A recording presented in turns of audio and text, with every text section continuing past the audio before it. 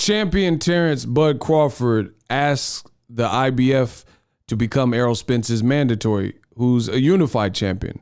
Doesn't really make sense. I'll explain why in this video. Stay tuned.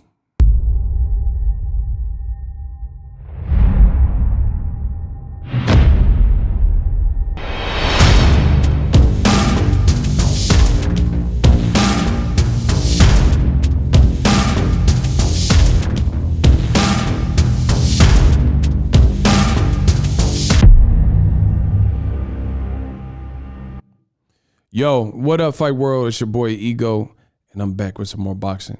I don't know how you found my video. Throw a like on it. Goes a long way. I'll jump right into the content. Terence Crawford took to his social media. This is what he put. IBF, he tagged him, right? Can y'all make me a mandatory at 147 pounds so I could see something, right? So the IBF champion is Errol Spence. It doesn't take a rocket scientist to understand. He's basically saying and acting like, oh, I want to fight Errol Spence, so can you guys make me the mandatory? I respond, on my own tweet to that, and it sounds really weird that Bud said that. Here's why. Follow me at BOXINGEGO on Twitter. I said that Bud tweet makes no sense. He's a champion ever since he moved up to the welterweight division in 2018. Bear in mind, it's December, the last month of 2021, and we're entering 2022. So Bud has been a welterweight champion factually since the Jeff Horn fight in 2018. I know because I was at the fight, right? So Bud has been a champion since 2018. Store that in your brain. So I said, it makes no sense. He's been a champion since he moved to welter. First fight, Jeff Horn. And I said, why would the IBF now order him to fight Errol Spence randomly? Because he tweeted it? I mean, come on. Besides, Terence Crawford is a recognized champion, and the mandatories are ranked leading contenders and best availables, not champions. The fight last night on Showtime, Abu Kakarov versus Crowley, he was upset by Cody Crowley on Showtime as their co-feature or whatnot. Great performance by Crowley from Canada. Shout out to Canada. And I said tonight produced Errol Spence's next mandatory. So I included this. This is the IBF from the most recent date, November 2021. So this is their most recent rankings.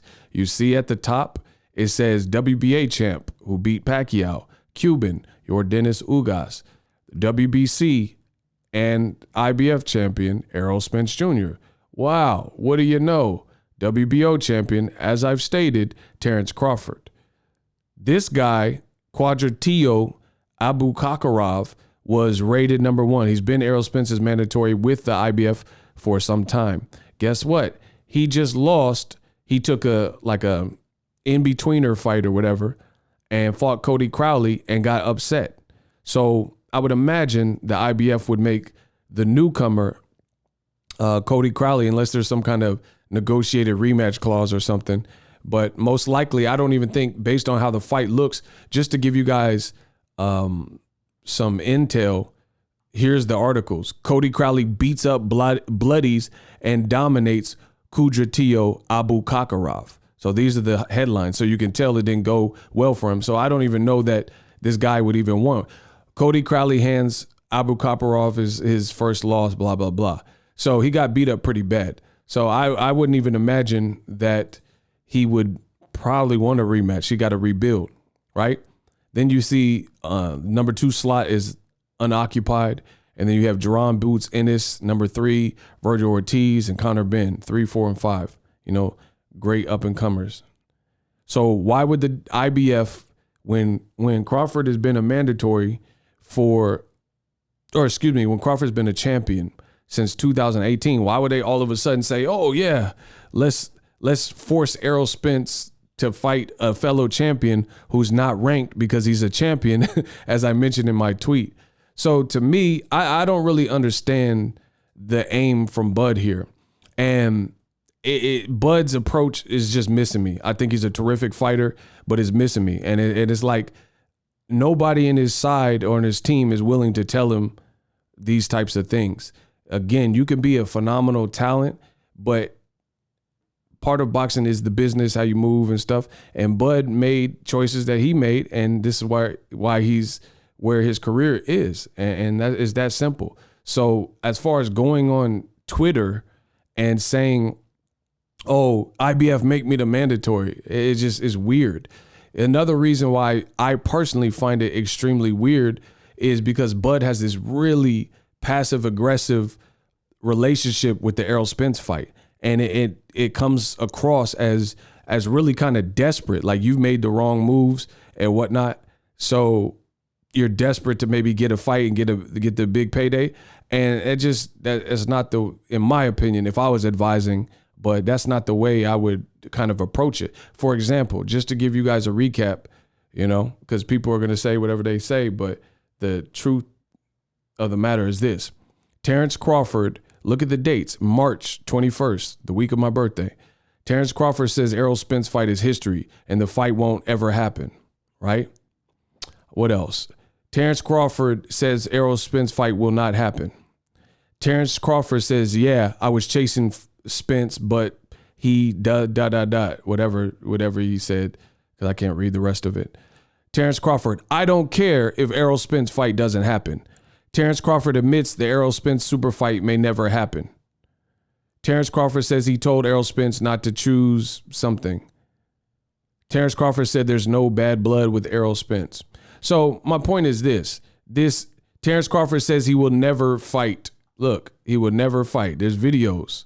You guys can readily find it. So this behavior is really weird because in that interview, that was at the Maurice Hooker versus Virgil Ortiz fight. Terence Crawford was in attendance. Crawford said something to the effect of, basically, stop asking me about Errol Spence. The fight will never happen. And then it died down. He fought Porter, as you guys see from this screen cap or this photo. He beat Porter, first person to stop him. And it seemed like he would be looking at his next move. Presumably, he's a free agent from Top Rank. So we're waiting for his next move. And then Crawford randomly does a video, this Aquaman video where he's in the ocean and he's like, Errol, where you at, Errol? I'm looking for you, big fish. And I'm like, what? He literally said, I don't need Errol Spence. And he literally said, so y'all can't get mad. I mean, you can do whatever you want, but y'all can't get mad at me for speaking the truth. Everything I'm saying is factual. So it seemed like he would be high off the wind of Sean Porter. And instead he's worried about Errol Spence, and again, Terence Crawford, I just believe a man got to be congruent with what he says. Crawford's a beast. He can scrap. This is what it is. Business-wise, asterisks, some of the business choices. But like I said, see, that's why me personally, I'm real big on accountability. As I said, I don't say certain things that I may have to take back. That's how I go through life. Like, I don't really say never, never. Like, that's like me saying, I'll never be a YouTuber. And then fast forward to the future, I'm a YouTuber and now I look like a hypocrite. I would never block my exits, or I would never put that type of, I just wouldn't say never to something like that. Like I would say, oh man, I'll never go on Twitch, because who knows? What if Twitch, you know what I mean? Like, is the thing, like at the end of the day, you don't know what the future holds. So me, I don't believe in regrets. So I don't really have regrets to most of the stuff. Everything's been a lot like learning lessons in my life and what. But I'm not going to put out something like, I'll never mention this guy's name again, say less and these types of things, and then keep mentioning the person. That's just me as a person. But for whatever reason, to each his own, Terence Crawford is doing that. He said, stop talking to him about Errol. He says, you guys in the media keep bringing him up. I've done more than Errol Spence. I deserve a lion's share. I deserve 50-50. I've done more than Errol in his little career. The fight's never going to happen. I'm over it. I'm over the fight ever happening. These are things that Crawford said. So he has to be held accountable for what he said. And then now he's doing videos. And it just, to me, it doesn't look great. I understand wanting to fight. But then again, if you wanted to fight and that's your true intent, maybe not say, hey, I'll never fight you. And I'm done chasing Errol and he don't matter and he needs me and things like that. And then you're doing oceanic videos calling him out still. So if you haven't got that out of your system, it would have been better to just leave it at that and still pursue him. So doing all this, like these ocean call out videos and going on Twitter and tweeting to the IBF as a champion, it just comes across as poor management and desperation. I'm just being 1000% true. It looks very desperate. It makes you like life is about negotiating and leverage and things like that. And I don't feel Crawford is doing himself, and he's a terrific fighter, so he's not doing his own brand justice because he's not putting himself in an advantageous positioning from my view. And I don't know if this is a ploy to get ahead of the bullet, because I understand what has been reported, but I personally believe, I don't believe in that pro bellum fight with Ugas and what's his name happening, Stanionis. I don't think that's going to happen next. I think he'll step aside and Errol Spence is fighting Ugas, and that's a great fight. So it's like, I don't know if this is an effort for Terence Crawford to get in front of the bullet by doing all these Errol Spence call outs right now in December and November or whenever these videos were released. So then when next year's schedule comes out and Errol Spence, if my prediction, Igor Stradamus' prediction serves true, and Errol Spence fights Ugas in a unification, which no one could be mad at because Ugas is coming off a better performance than Terence Crawford because he fought Pacquiao and dominated him on 11 days. Crawford was in tough with Sean Porter, a guy Ugas really beat and a guy that Errol Spence really beat. That's the reality. So to be honest, anybody hating on Ugas Errol Spence happening, that's just what it is. You hating because you prefer or you want the Terence Crawford fight. But again, Crawford's not putting himself in the position. The IBF, I would be shocked. I would be shocked to see if the IBF actually listened to Terence Crawford's tweet and decided, oh yeah, we're going to call for Errol Spence and a champion to fight, when Crowley just did his thing last night and upset Abu Kakarov. And this is all indicative of the poor choices that Terence Crawford has made, why he's not in more of a space and positioning of leverage. Like it just, again, I'm not big on begging and like the whole lacking leverage. So I would try to put myself in the best seat possible to get what I want. And I don't think Crawford has done that business-wise. Fight-wise, yes, because he's whooping people and knocking people out. Business-wise, no. And now is coming across, he's 33, 34, not in the driver's seat. To me, expectations aren't realistic, saying he wants 60-40 because he's done more than Errol, when Errol Spence has 2 belts and can easily fight Ugas, most likely, and get a 3rd belt if he can beat Ugas, which is a credible win. How is Crawford, even in free agency, even if he leaves Bob Arum, his whole welterweight run has not been the same as top PBC welterweights run. It just doesn't put him in that driver's seat. And instead of doing ocean, this is just if I was advising Crawford, which clearly I'm not, because he's doing what he wants to do. But in addition to that, he's telling the world he don't need Errol Spence, but then he keep mentioning Errol Spence, trying to put this fake pressure that won't work. See, like it's like boxing.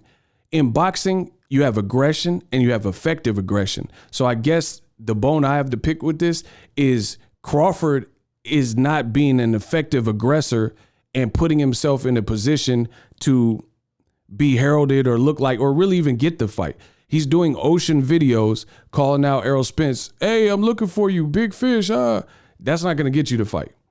You know what I'm saying? And that's not going to handle the business. He's also requesting the IBF make him the mandatory. That's a Hail Mary that also makes you look desperate, right? So you're doing all the things that publicly show you want to fight, but none of the business things that would actually get you to fight. Calling someone out online, that's not how fights are made. Mayweather didn't call Canelo out in the ocean and say, oh, I want to fight you. They did the business behind the scenes. And then the fight came into fruition. And that's how big fights are typically made. Ryan Garcia does this, you know what I'm saying? A bunch of tweets, and he hasn't fought none of the people he's tweeted about. Pitbull Cruz, Gervonta, Devin Haney. Oh, Devin, if that was me, I would have KO'd you. I mean, that's not getting a fight done. We all know this. Common sense. So he's not really aligning him. And again, doing ocean videos and call outs and tweeting, it's just you're showing that Errol is the big fish and you're lacking leverage. To me, that's my honest opinion. And you're doing all these things, but what you're not doing is signing to PBC, hollering at Al Heyman to see what's really good. Those are the things that I think get you closer. I mean, just look at it. Look at a guy like Ugas. I think this is his crib. Bro, look how big his tree is. And hold on, where's that picture, bro? Where's it? Hold on, let me go on. I got to go on Twitter. What I got to go on Twitter for this? Bro, so Crawford's doing all this extra stuff, but the simplistic stuff to possibly get the fight, and the easiest step would probably be do like Canelo did to fight Caleb Plant. Look at this man. This is Ugas. So keep in mind, Ugas, oh my gosh, bro. Keep in mind this whole situation with Ugas, right? He defected from another country, Cuba. He said, I didn't want to talk about this. I get emotional, but it's good to share. It's good to share it, and I hope it motivates you to not give up and fight for your dreams. 5 years ago, I came to Vegas. Keep in mind, he was signed to Top Rank, the same people that Bud Crawford was signed to, and nobody knew who Ugas was. I didn't have a car, and I had to share an Uber with other people to go to training. Today, I have my own house. Bro, look at this man's crib. And I think he lives in Miami, which is dumb expensive. Look at this man's casa. This is Ordenis Ugas. I don't even think he speaks English clearly.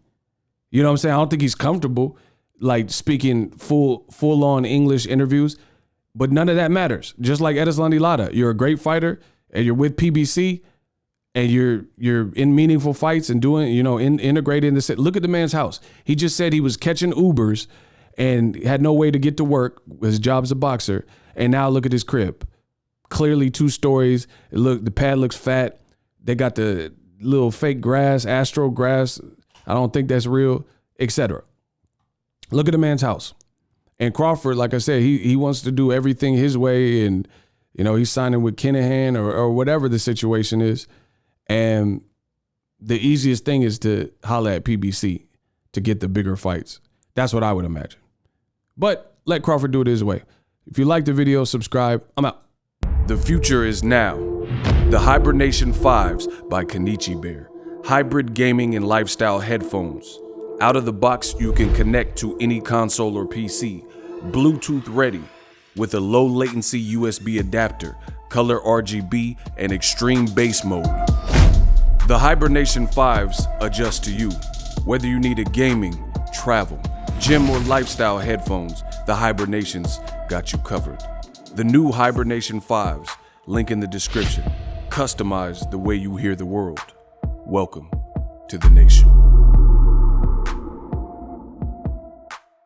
Are you tired of your YouTube videos not getting any views? Well, consider TubeBuddy. I've used TubeBuddy for years to scale up my YouTube channel. Now we're sitting over 200,000 subscribers.